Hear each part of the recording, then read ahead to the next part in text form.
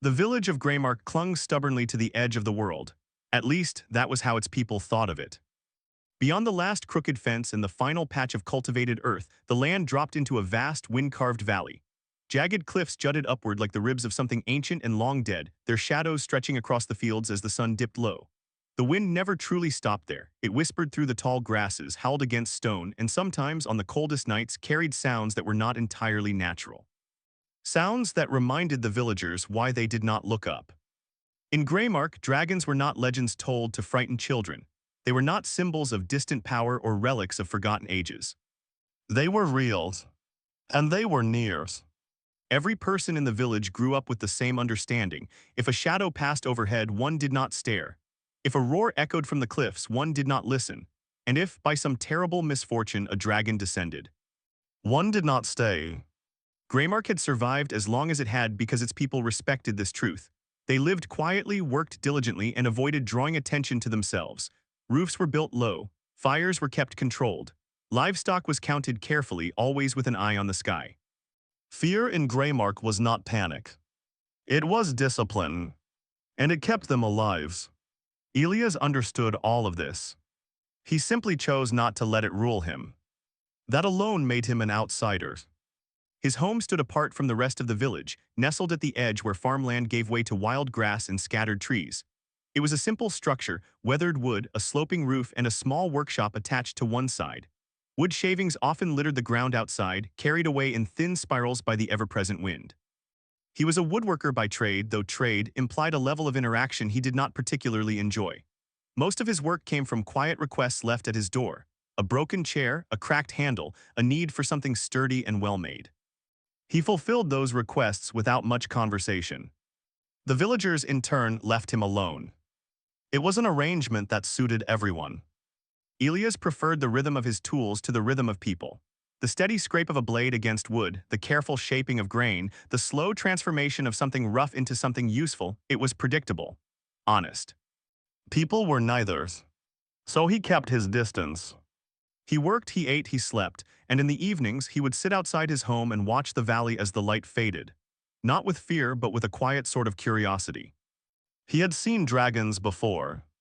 Distant shapes against the sky, massive silhouettes gliding effortlessly on unseen currents. Once long ago he had seen one land far out on the cliffs, a flash of scales, a ripple of power that made the ground seem smaller somehow. He had felt fear then, but he had also felt something else. Wonder. It was that same quiet sense of wonder that stayed his hand on the day everything changed. It was early morning, the air crisp and sharp, the sun just beginning to crest over the eastern ridge. Elias stood by his workbench outside, shaping a piece of oak into a smooth, curved handle. The scent of fresh-cut wood filled the air, grounding him in the task. He did not hear the dragonling arrive. He felt it. A subtle shift, a pause in the wind as if something had interrupted its path, the faintest sensation of being watched. Elias did not startle. Years of solitude had made him attentive but not reactive. He simply slowed his movements, set his tools aside, and lifted his gaze. The creature perched on his fence. For a long moment, neither of them moved. It was smaller than he expected. Not the towering, awe-inspiring presence of the dragons he had glimpsed in the distance, but something incomplete. Its body was about the size of a large dog, its limbs a little too long for its frame, its wings folded awkwardly against its sides as though it had not yet grown into them. Its scales were a deep, rich emerald, catching the early sunlight in subtle glints. Its eyes, bright and alert, fixed on him with an intensity that was almost unsettling. But there was no aggression in them. Only curiosity. Elias studied it in return. This close he could see details he had never imagined. The fine texture of its scales, layered like polished leaves, the faint rise and fall of its chest as it breathed, the slight twitch of its tail as it balanced on the fence, claws gripping the wood with surprising delicacy. It looked young. Too young. His first instinct was not fear. It was confusion. "What are you doing here?" he murmured, more to himself than to the creature. The dragonling tilted its head. The motion was so familiar, so strangely reminiscent of a curious animal, that Elias felt something shift in his chest. Not quite comfort, but something close to it. It made a soft sound. Not a roar, not a growl, something lighter. a small chirping noise that seemed entirely at odds with everything he knew about dragons. Ilias exhaled slowly. "You're far from home," he said. The words came easily, as if he were speaking to a stray dog or a wandering deer. The dragonling blinked. For a moment, it simply watched him. Then, without warning, it leapt from the fence. Ilias tensed, but the creature did not come toward him. Instead, it landed lightly on the ground, wings flaring just enough to steady itself. It took a few tentative steps, then paused as if reconsidering. Its gaze flicked back to him. Ilias did not move. The silence stretched between them, thin and fragile. Then, as suddenly as it had appeared, the dragonling turned and bounded away, disappearing into the tall grass beyond his home. The wind resumed. Ilias stood there for a long time, staring at the place where it had vanished. He told himself it was a one-time thing. A wandering creature, lost or curious, that would soon return to wherever it belonged. That was how the world worked. That was how it should work. But the next morning it came back. This time Ilias was ready. Or at least he thought he was. He had prepared himself to react, to grab a tool, to retreat inside, to do something that aligned with the instincts drilled into him since childhood. Instead, he found himself doing none of those things. The dragonling appeared as it had before, perched on the fence, watching him. Waiting. Ilias glanced at it, then back at his work. Persistent, he muttered. The creature made that same soft chirping sound. He tried to ignore it. He lasted all of 5 minutes. With a quiet sigh, he set his tools down and walked toward his door. Inside, he found a scrap of dried meat left over from the previous night's meal and returned outside. The dragonling had not moved. Its eyes followed him as he approached, its body tense but not retreating. Ilias stopped several paces away.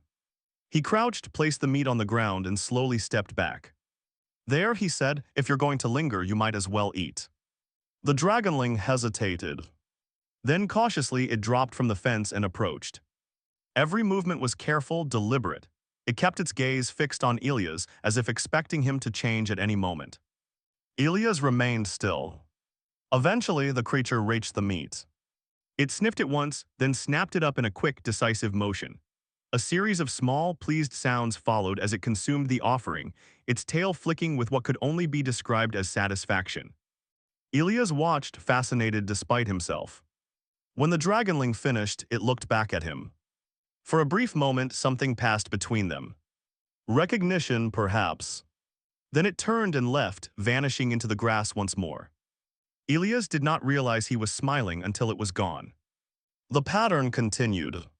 Day after day, the dragonling returned. Always in the morning, always to the same spot on the fence. Ilias began leaving food out before it arrived, placing it in the same spot each time. At first, he would retreat inside, watching through the window as the creature ate. But curiosity is a persistent thing. Gradually, he stayed outside. At a distance at first, then closer. The dragonling never showed aggression. It never bared its teeth or spread its wings in threat. It simply watched, ate, and lingered. And Ilias spoke. Not because he expected an answer, but because silence, he found, was easier to share than fear. You'll bring trouble, you know, he said one afternoon, shaping a piece of wood as the dragonling lay nearby, its head resting on its forelimbs. The creature made a low, rumbling sound. I suppose you don't care about that. Another rumbles. Ilias huffed softly, must be nice. Weeks passed. The dragonling grew more comfortable. It began to wander closer, circling his workspace, occasionally nudging stray pieces of wood with its snout. Once, it tried to pick up a tool, only to drop it immediately with an indignant chirp when it proved too heavy. Ilias laughed. It startled him, the sound. He could not remember the last time he had done that. Your trouble, he said, shaking his head. The dragonling chirped again, as if in agreement. It was on one of those quiet afternoons that he gave it a name. Ember, he said, watching the way the sunlight glinted off its scales. That seems to fit. The dragonling tilted its head. Ember, he repeated. It made a soft, questioning sound. Ilias smiled faintly. That's you. From that day on, he did not think of it as the dragonling. It was Ember. And that changed everything. Of course, it did not go unnoticed. Greymark was not a place where unusual things remained hidden for long. At first, it was whispers. A farmer who had seen something near Elia's home. A child who claimed to have glimpsed green scales in the grass. Small, uncertain observations that might have been dismissed if not for the growing tension in the air. Then came the blacksmiths. He arrived unannounced, his heavy footsteps announcing his presence long before his voice did. Elias looked up from his work as the man approached, his expression already wary. "I've been hearing things," the blacksmith said without preamble. "I'm sure you have," Elias replied calmly. "They say there's a dragon near your place." Elias set his tools down, and if there is. The blacksmith's jaw tightened. "You know what that means." Elias glanced toward the fence, where Ember had perched earlier that morning. "It means it's young," he said. "It means it's not alone," the blacksmith shot back. "They don't leave their young unguarded. If there's one, there are more."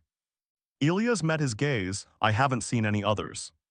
"That doesn't mean they're not theirs." Silence stretched between them. The wind picked up, carrying the faint scent of rain. "You're taking a risk," the blacksmith said more quietly, "not just for yourself, for all of us." Elias considered that. He understood the fear, he did. But when he thought of Ember, of its curious eyes, its soft sounds, the way it listened when he spoke, it did not feel like a threat. "It's just a child," he said. The blacksmith shook his head. "It's a dragon." "And I'm a man," Elias replied. "That doesn't make me dangerous." The blacksmith did not look convinced. But he said nothing more. He left soon after, his silence heavier than any argument. Elias watched him go, a faint unease settling in his chest. He knew this could not last. Things like this never did. Still, the next morning he left food by the fence. And Ember came. Until one day. It didn't. The fence remained empty. The food untouched. The wind, as always, whispered through the valley. But something was missing. Elias stood there longer than he meant to, his gaze fixed on the empty space where emerald scales had become a familiar sight. "It's nothing," he told himself. "Just the way of things." But as the hours passed and the sun climbed higher and the food remained where he had placed it, he felt it. A quiet, unexpected ache. And for the first time, Elias realized something he had not allowed himself to consider before. He missed the dragon. Days turned into weeks. At first, Elias told himself that meant nothing. Creatures wandered, seasons shifted. The valley had always been a place of passing things, winds, storms, shadows that crossed the sky and vanished without explanation.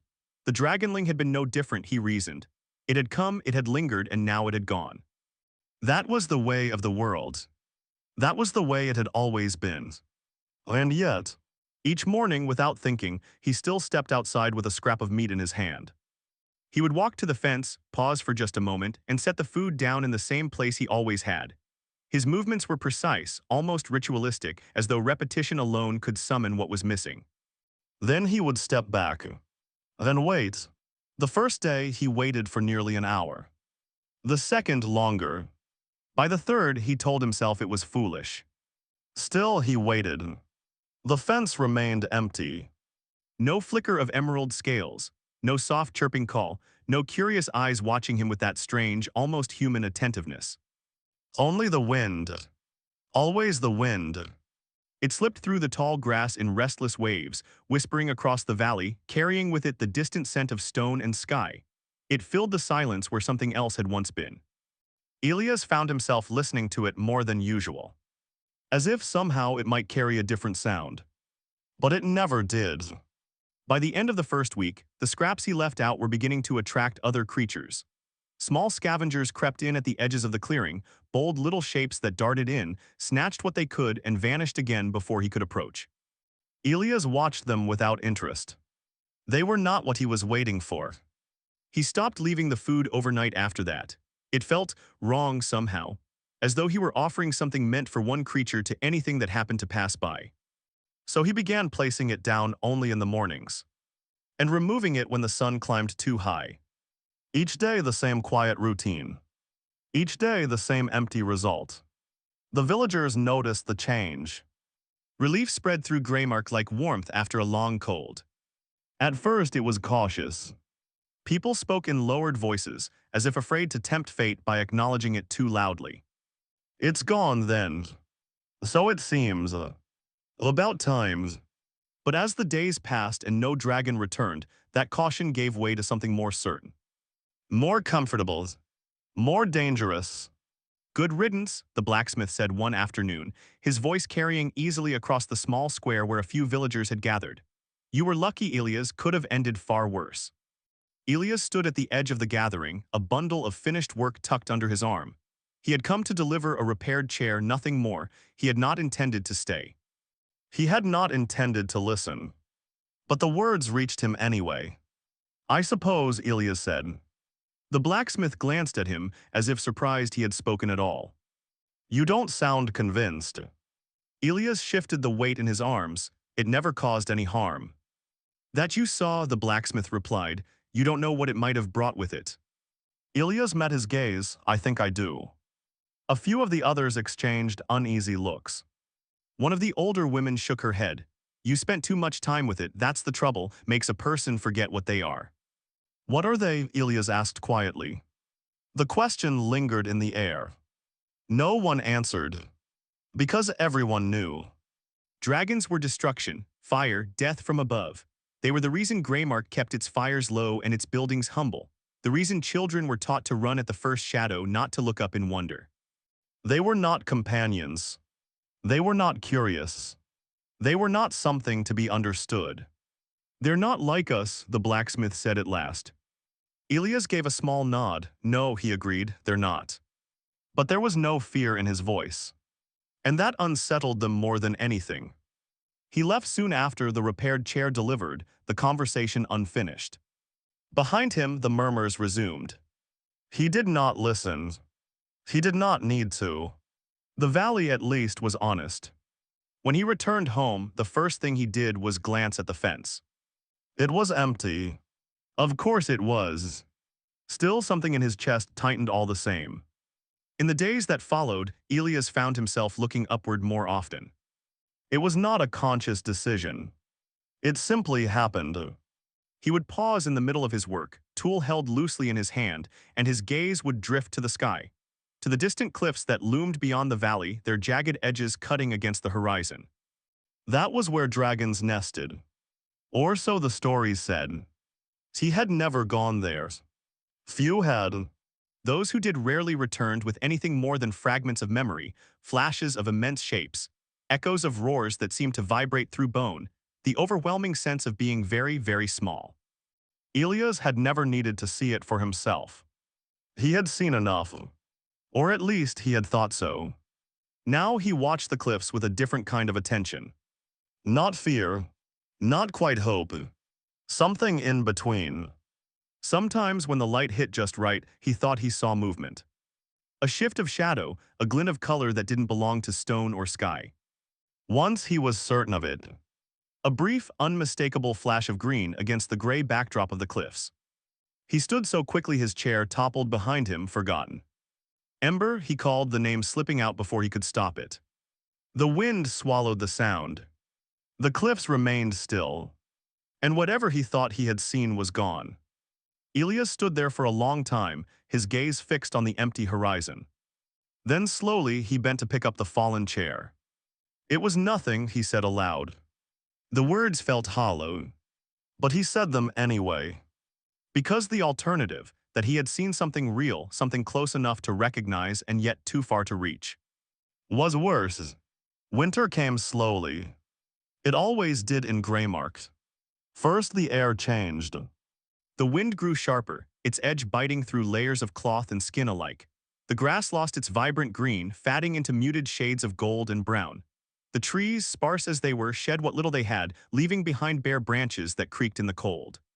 Then came the frost. Thin at first, a delicate layer that coated the ground in the early mornings.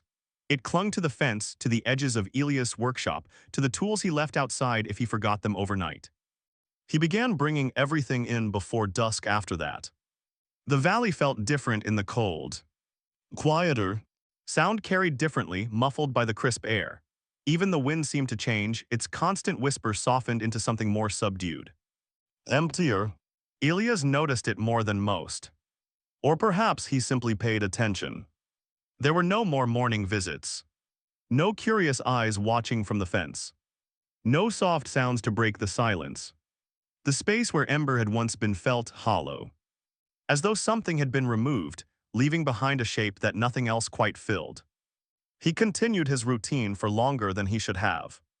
Even as the frost thickened, even as the days grew shorter, he still brought out scraps of food each morning, still placed them carefully by the fence. Still waited. But habits like seasons eventually change. One morning he stood with the meat in his hand and did not move. The cold bit through his gloves, numbing his fingers. The fence was dusted with frost, its surface pale and brittle. There were no tracks. No signs that anything had passed through during the night. Elias looked at the empty space for a long moment. Then slowly he lowered his hand. He did not place the food down. Instead he turned and went back inside. It was a small thing. A simple decision. But it felt final. That evening he sat by the fire, the warmth a welcome contrast to the chill that seemed to linger in his bones. The flames flickered and danced, casting shifting shadows along the walls of his home. Elias watched them without really seeing them. His thoughts drifted, unbidden, to memories he had not expected to linger so strongly. The soft rumble Ember made when it settled nearby. The way it tilted its head when he spoke, as if trying to understand. The faint, almost playful chirp it would make when he scolded it for nosing through his tools. He could almost hear it. Almost. He let out a slow breath, leaning back in his chair. It was just a creature, he muttered. Nothing more. That was what he told himself. Wild things did not form attachments. They did not return out of anything resembling affection or curiosity. They acted on instinct. On need. Ember had been no different. It had come because there was food. Because there was no threat. And when something changed, when it grew or was called back or simply lost interest, it had left. That was all. That was the truth of it. And yet, Elias stared into the fire, his brow furrowing slightly. If that were true, why did it feel like something else entirely? He closed his eyes, the memory rising unbidden. The way Ember had lingered, even after the food was gone. The way it had settled nearby, watching him work without any apparent purpose. The way it had responded to his voice, not with fear, not with indifference, but with something that felt close to understanding. Elias opened his eyes again, the firelight reflecting in them. Do dragons remember? He asked softly. The question hung in the air, unanswered. He did not expect an answer. Still, he found himself listening. As if somehow the wind might carry one back to him. It did not. But one night, it carried something else. The storm came without warning. The sky darkened in the late afternoon, heavy clouds rolling in from beyond the cliffs. The wind, never truly still, rose into something sharper, more insistent. It howled across the valley, bending the grass and rattling the walls of Elias' home. By nightfall, the storm was in full force. Rain lashed against the roof, driven sideways by the relentless wind. Thunder cracked overhead, the sound echoing through the valley with a force that seemed to shake the very ground. Lightning split the sky in jagged bursts, illuminating the world in brief, blinding flashes. Elias stood by the window, watching. Storms were not uncommon in Greymark. But this one felt different. Stronger, heavier, as if something more than weather moved within it. Another crack of thunder rolled across the valley, followed by a flash of lightning that turned night into day for a single fleeting moment. And in that moment, Elias saw them. Shapes, massive, moving through the storm. He froze, his breath catching. At first, his mind refused to understand what he was seeing. The storm distorted everything, turning shadows into illusions, light into deception. But then, the sound came. A roar. Deep, resonant, powerful enough to cut through the storm itself. Elias felt it more than he heard it, the vibration echoing through his chest. Then another's. And another's. Not one's. Many. He stepped back from the window, his heart beginning to pound. In the village, panic erupted. Doors slammed shut, windows were barred, Fires were hastily extinguished, plunging homes into darkness. Voices rose in fear, shouted warnings carried away by the wind. "The dragons! A whole flight! Get inside!" Fear spread quickly in Greymark. It always did when the sky turned against them. Elias did not move. For a moment he stood there, caught between instinct and something else, something stronger. Then slowly he turned and walked toward the door. The wind nearly tore it from his grasp when he opened it, rain slashing across his face in icy sheets. The storm roared around him, wild and unrelenting. He stepped outside anyway. The world beyond his threshold was chaos. Grass flattened under the force of the wind, trees bending and groaning as if they might snap. Lightning carved jagged paths across the sky, each flash revealing glimpses of the storm's fury. And within it, movement. Ilias lifted his gaze, squinting against the rain. There, beyond the cliffs, shapes moved through the storm clouds, vast and powerful.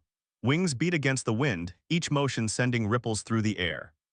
They were enormous, far larger than anything he had seen before. Dragons, a flight of them.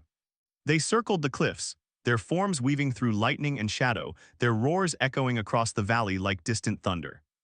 Ilias felt something twist in his chest. Not fear, something else.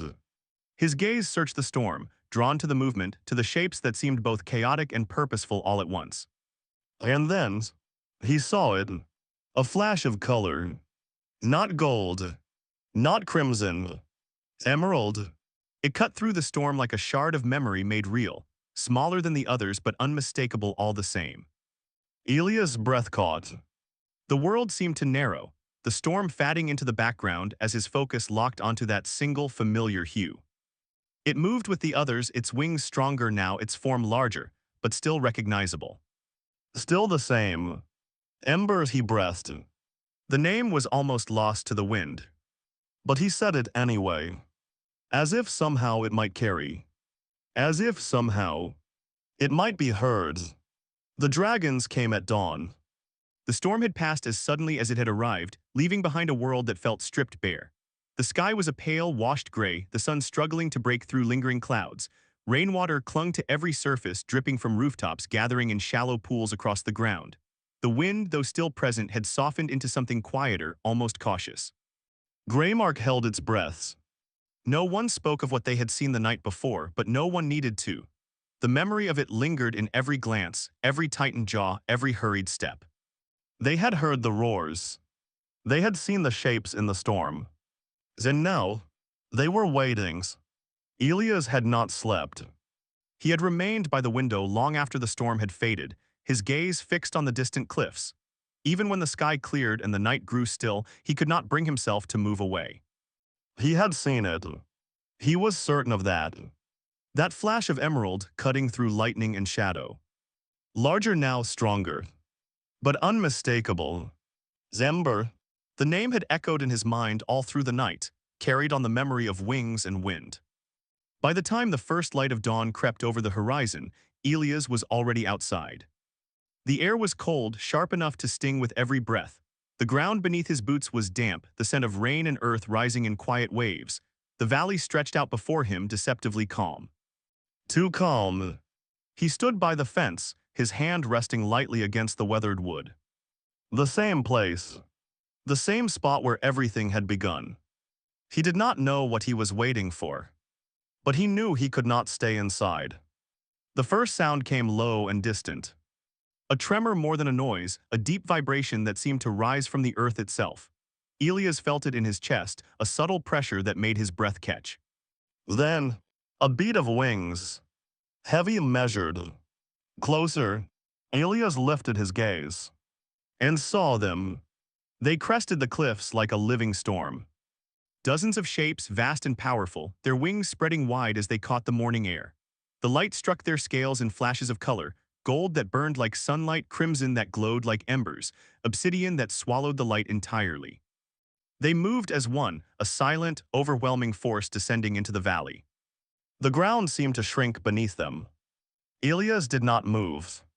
Behind him, the village erupted into quiet chaos.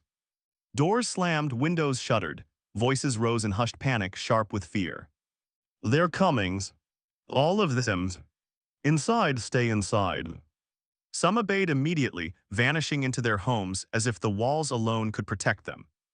Others hesitated, drawn by the sheer scale of what approached, their fear warring with a desperate human need to see. A few fell to their knees, heads bowed, lips moving in silent prayer. Elias did none of these things. He stood where he was and watched. The dragons descended in widening arcs, their wings beating slow and powerful. Each movement stirred the air, sending ripples through the grass and dust across the ground. The largest of them led. It was immense. Its wingspan alone seemed to stretch wider than Elias' entire home, its body a mass of muscle and scale that radiated a quiet, undeniable strength. Its color was difficult to define, dark, but not black, with hints of bronze and deep crimson that shifted in the light. Its eyes were ancient. There was no other word for it.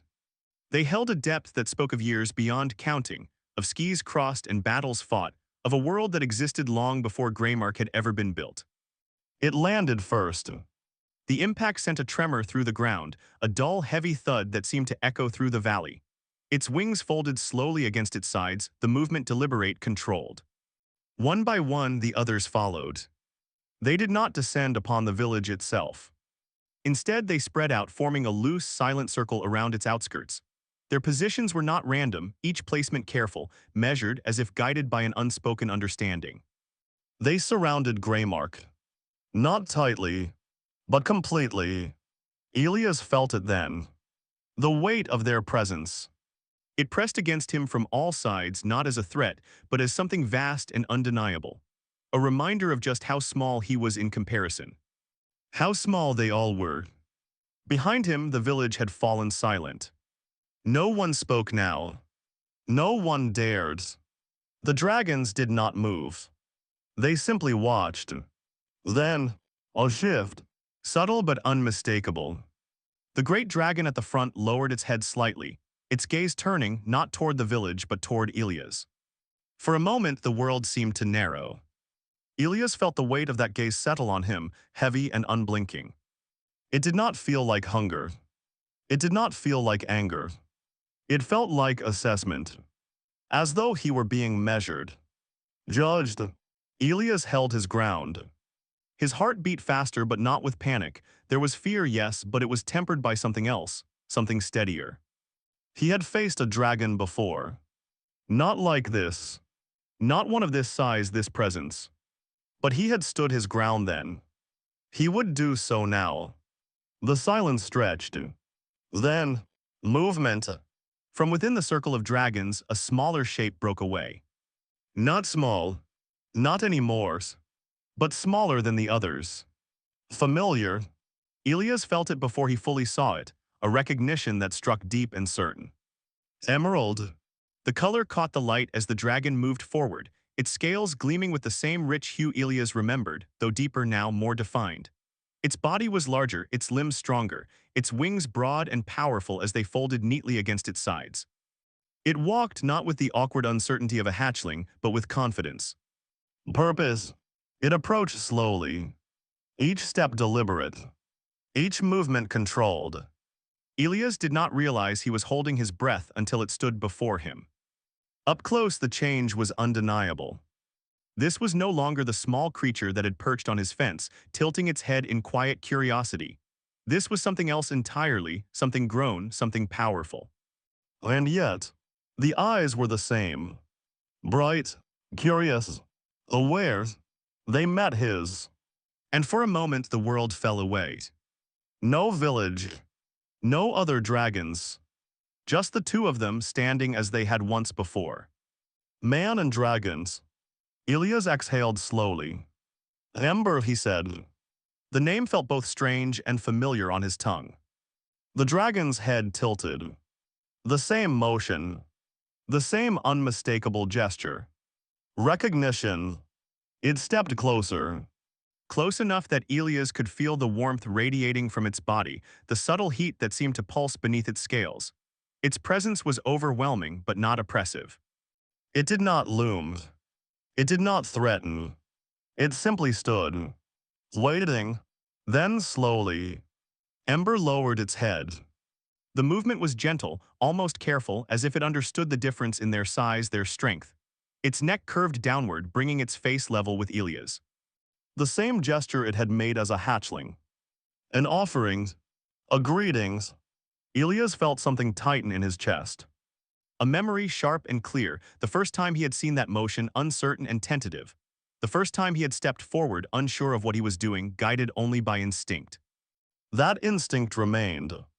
He moved without thinking. Slowly, carefully, he stepped forward. The ground felt solid beneath his feet, anchoring him in the moment. He raised his hand.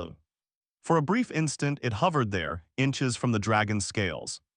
Then, he placed it down. The contact was firm, real. Warm. The scales were smoother than he expected, hard but not unyielding, shifting slightly beneath his touch as the dragon breathed. You grew, Elias said quietly. The words were simple, but they carried everything he could not quite put into them. Ember responded with a sound. A deep, resonant rumble that vibrated through Elias' hand, through his arm, through his chest. Stronger now. Richer, but unmistakable. The same sound it had made as a hatchling, only more. Elias let out a soft breath, something close to a laugh slipping free. I suppose I shouldn't be surprised, he murmured. Behind Ember, the other dragons watched. Elias felt their gaze, a dozen pairs of ancient eyes fixed upon him. He turned slightly, his hand still resting against Ember's scales, and looked at them fully for the first time. They were immense. Each one different, their colors and shapes as varied as the land itself. Some were lean and sleek, their forms built for speed. Others were heavier, their bodies thick with muscle and power. Their eyes, though, those were the same. Old, knowing, and focused entirely on him. Elias tensed slightly, a flicker of unease passing through him. But as he watched them, he realized something. They were not looking at him as prey, nor as an enemy. There was no hunger in their gaze. No hostility. Only curiosity. The realization settled over him slowly, like dawn breaking after a long night. He was not being threatened. He was being observed. Introduced. The thought was almost absurd. And yet it felt right. Ember shifted beside him, drawing his attention back. It turned its head slightly, glancing toward the others, then back at him. Then it made a sound. Not the soft rumble from before, but something clearer. A low, carrying call that rolled across the valley. The effect was immediate.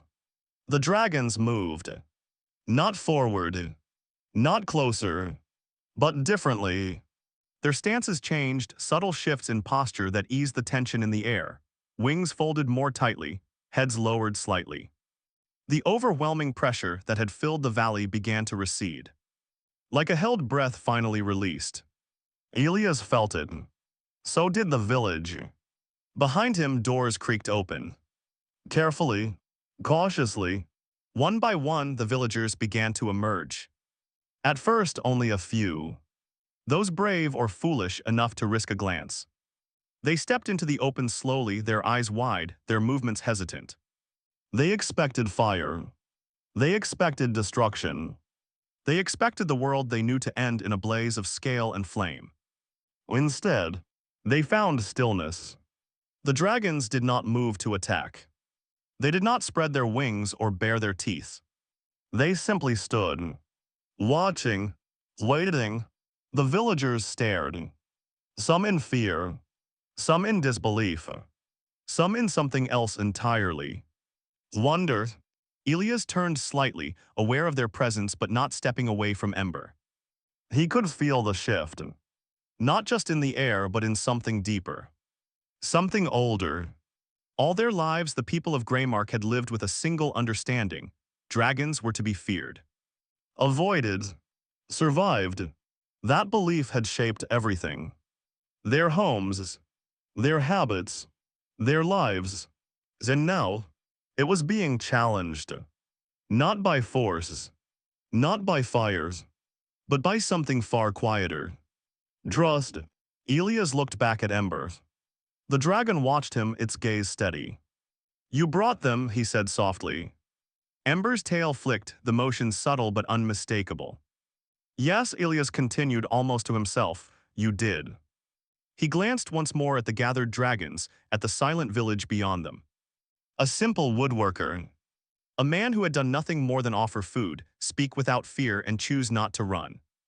And because of that, it felt impossible. And yet it was real. Ilias let out a slow breath, the weight of it settling in his chest. He had not set out to change anything. He had not sought to prove a point or defy the beliefs of his people. He had simply acted. And now the result stood before him in scales and sky. The Valley of Greymark would never be the same. Because something had shifted. Something ancient. A line that had always divided human and dragon had in this moment blurred. Not erased, but changed. Ilias rested his hand more firmly against Ember's scales, grounding himself in the reality of it. The warmth, the presence, the connection. Sometimes, he thought, the world did not change through great acts of strength. Not through battles, not through conquest, but through something far simpler, far quieter. A choice. The choice to stand still when every instinct said to run. The choice to see something not as an enemy, but as something more. Ilias looked out over the valley, at the people who watched with wide, uncertain eyes, at the dragons who stood with silent, watchful patience. And he understood. The bravest thing a human could do was simply choose not to be afraid.